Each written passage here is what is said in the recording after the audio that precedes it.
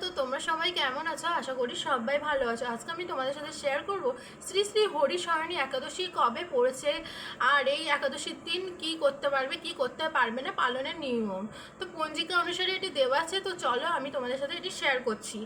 তো শ্রী শ্রী হরিশয়নী 2026-এর একাদশী 1433 বঙ্গাব্দের একাদশী পড়ছে পঞ্জিকা অনুসারে 25শে জুলাই 2026 সাল 8ই শ্রাবণ 1433 বঙ্গাব্দ শনিবার।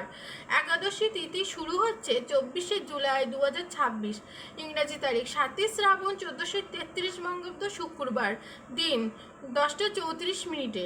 একাদশী তিথি শেষ হচ্ছে 25শে জুলাই 2026 ইংরাজি তারিখ, 8ই শ্রাবণ 1433 বঙ্গাব্দ শনিবার, দিন 12টা 14 মিনিটে।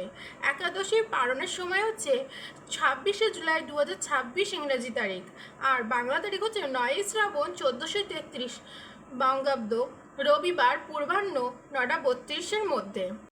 এবার আমি তোমাদেরকে বলবো শয়ন একাদশী পালনের নিয়ম। তো শয়ন একাদশী পালনের নিয়ম এটি শ্রাবণ মাসে পড়ায়। কিছু কিছু পালনের নিয়ম আছে, কিছু বর্জনীয় আছে। শয়ন একাদশী পালনের মাহাত্ম্য আমি তোমাদের সাথে বলছি। তো শয়ন একাদশী পালনের নিয়ম: একাদশী তিথিতে নিরাহার উপবাস পালন করুন, মানে কোনো জল ফল কিচ্ছু খাবেন না যদি নিরাহার উপবাস করতে পারেন। আর যদি নিরাহার উপবাস সম্ভব না হয় তাহলে ফলমূল খেয়ে ব্রত পালন করতে পারেন। ভগবান শ্রীবিষ্ণুর পূজা নাম জপ এই দিন করতে পারেন, প্রার্থনা করতে হবে। ভগবান শ্রীবিষ্ণুর পূজা নাম জপ প্রার্থনা করুন।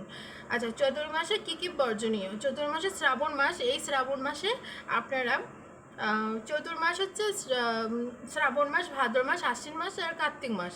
তো এই মাসগুলিতে শাক, পালং শাক, লাউ শাক, কচু শাক বর্জনীয়। তো শ্রাবণ মাসে যেহেতু এই শয়ন একাদশী পড়েছে, যে একাদশী তারিখ আমি আপনাদের শেয়ার করেছি সেটি একাদশী পড়েছে শ্রাবণ মাসে।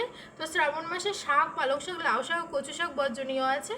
আর ভাদ্র মাসে আছে দই বর্জনীয়, আশ্বিন মাসে আছে দুধ বর্জনীয়, কার্তিক মাসে আছে শিম, বরবটি, বেগুন সহ নির্দিষ্ট কিছু বর্জনীয়। তো শ্রাবণ মাসের শয়ন একাদশী পালনের কিছু মাহাত্ম্য আছে। এই একাদশী চতুর্মাস ব্রত পালন করলে পাপ মুক্তি ও পুণ্য লাভ হয়। ভগবান শ্রীবিষ্ণুর কৃপায় জীবনে সুখ, শান্তি, কল্যাণ লাভ হয়।